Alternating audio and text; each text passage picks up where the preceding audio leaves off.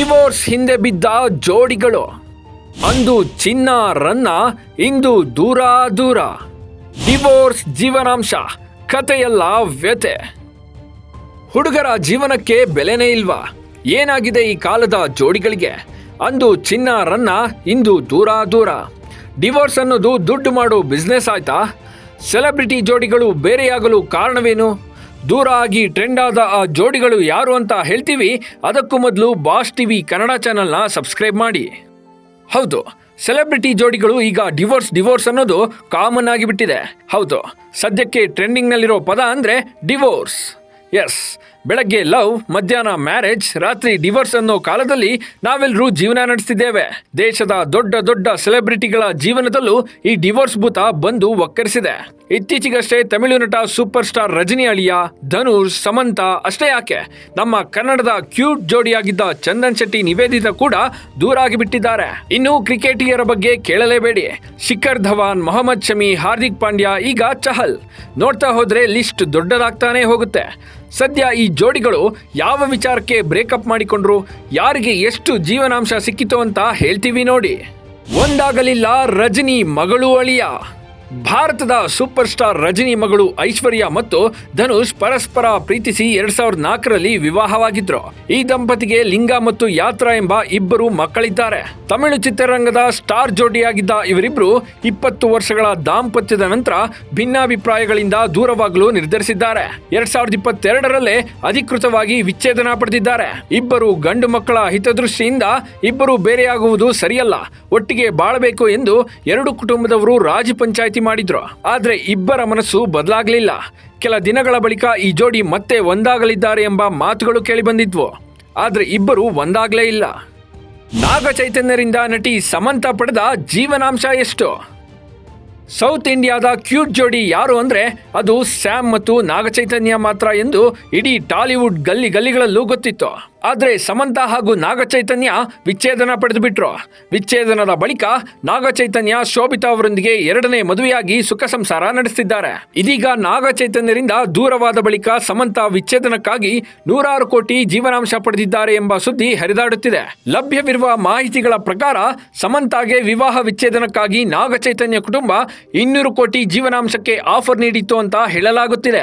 ಇನ್ನು ನಾಗಚೈತನ್ಯ ಕುಟುಂಬ ನೀಡಿದ್ದ 106 ಕೋಟಿ ರೂಪಾಯಿ ಜೀವನಾಂಶವನ್ನ ನಯವಾಗಿಯೇ ತಿರಸ್ಕರಿಸಿದ್ದ ನಟಿ ಸಮಂತಾ, ಯಾವುದೇ ಹಿನ್ನೆಲೆ ಇಲ್ಲದೆ ಕಷ್ಟಪಟ್ಟು ತಾರೆಯಾದವಳು ನಾನು, ನನಗೆ ಯಾರ ಬೆಂಬಲ ಅಥವಾ ಸಹಾಯದ ಅಗತ್ಯವಿಲ್ಲದೆ ಉಳಿದ ಜೀವನವನ್ನ ಸಂತೋಷದಿಂದ ಕಳೆಯುವೆ ಎಂದು ಒಂದು ಬಿಡಿಗಾಸನ್ನು ಪಡೆಯದೆ ಸಮಂತಾ ಅಕಿನೇನಿ ಕುಟುಂಬದಿಂದ ದೂರವಾಗಿದ್ದಾರೆ. ಚಂದು ಗೊಂಬೆ ದೂರ ದೂರ.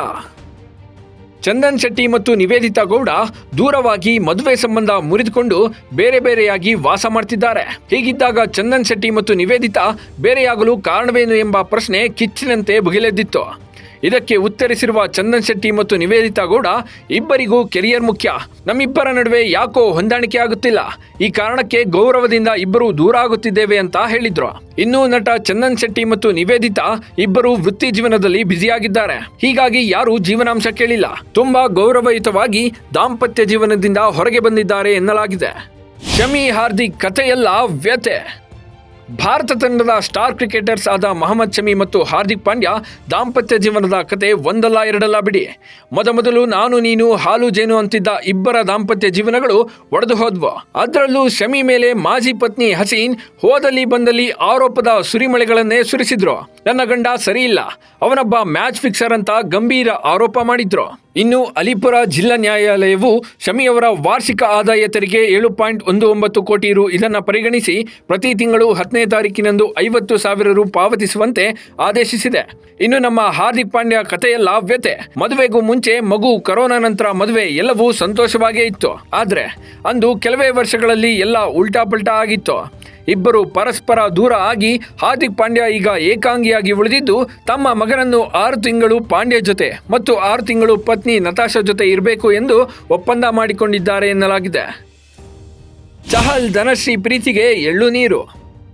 ಇನ್ನು ಯಜುರ್ವೇಂದ್ರ ಚಹಲ್ ಮತ್ತು ಅವರ ಪತ್ನಿ ಧನುಶ್ರೀ ವರ್ಮಾ ಅಧಿಕೃತವಾಗಿ ವಿಚ್ಛೇದನ ಪಡೆದಿದ್ದು 4 ವರ್ಷಗಳ ವೈವಾಹಿಕ ಜೀವನ ಮುರಿದು ಬಿದ್ದಿದೆ. ಫೆಬ್ರವರಿ 5ರಂದು ಚಹಲ್ ವಿಚ್ಛೇದನಕ್ಕಾಗಿ ಅರ್ಜಿ ಸಲ್ಲಿಸಿದ್ರು.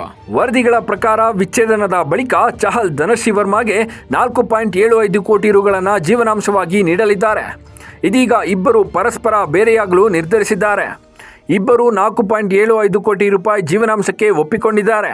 ಇದರ ಪ್ರಕಾರ ಚಹಲ್ ಧನುಷ್ಗೆ 4.75 ಕೋಟಿ ರೂಪಾಯಿ ಜೀವನಾಂಶ ಪಾವತಿಸಬೇಕಾಗಿದೆ. ಅದೇನೇ ಆಗಲಿ, ಒಟ್ಟಿಗೆ 100 ವರ್ಷ ಬಾಳಿ ಬದುಕಿ ಅಂತ ದೊಡ್ಡವರು ಆಶೀರ್ವಾದ ಮಾಡ್ತಾರೆ. ಆದರೆ ಇಲ್ಲ ಸಲ್ಲದ ಭಿನ್ನಾಭಿಪ್ರಾಯದಿಂದ ಕೆರಿಯರ್ ಹಾಳು ಮಾಡಿಕೊಂಡು ಹಣ ಮಣ್ಣು ಮಸಿ ಅಂತ ಈಗಿನ ಕಾಲದ ಜೋಡಿಗಳು ತಮ್ಮ ಜೀವನಕ್ಕೆ ತಾವೇ ಎಳ್ಳು ನೀರು ಬಿಟ್ಕೊಳ್ತಿದ್ದಾರೆ.